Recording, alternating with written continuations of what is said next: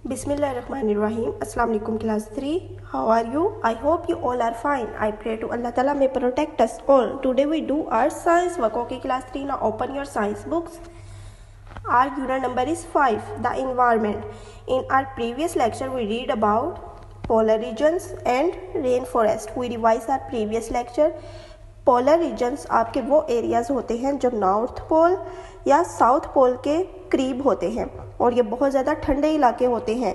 यहाँ पर रहने वाले एनिमल्स जो हैं वो पोलर बियर्स एंड पेंगुइन्स हैं और इनकी फर बहुत ज़्यादा थिक होती है जिसकी वजह से वो इन एरियाज़ में सर्वाइव कर सकते हैं। Your next is rain forest. Rain forest का मीनिंग होता है बरसाती जंगल, जहाँ पर बहुत ज़्यादा बारिशें होती हैं। ये डेजर्ट एंड पोलर रीजन के ऑपोजिट होता है और यहाँ पर डिफरेंट टाइप्स के एनिमल्स एंड प्लांट्स पाए जाते हैं। हमने डिफरेंट प्लांट्स की जो डिवीजन है वो देखी थी उनकी हाइट के अकॉर्डिंग, जिनके नेम थे emergent zone, canopy zone, understory and forest floor. Now open your science notebook and ready your notebook. Draw margin line, mention your date, class work and day. Your writing should be neat and clean and one finger gap in your words. Unit number is 5, the environment. Right, answer these short questions. Your question number 1 is name some of the animals and plants that share your habitat. आपकी habitat को कौन से जो हैं animals and plants share करते हैं, यानी कौन से आपके इन्वायरमेंट में आपके इर्द गिर्द सराउंडिंग में पाए जाते हैं, उनके आपने नेम राइट करने हैं. Answer is money plant, jasmine, rose, hen, rabbit, cats, etc. Your question number 2 is do you know the name of the largest sandy desert in the world? क्या आपको पता है दुनिया में सबसे बड़ा रेत का सहरा कौन सा वाला है? नेम राइट करना है आपने.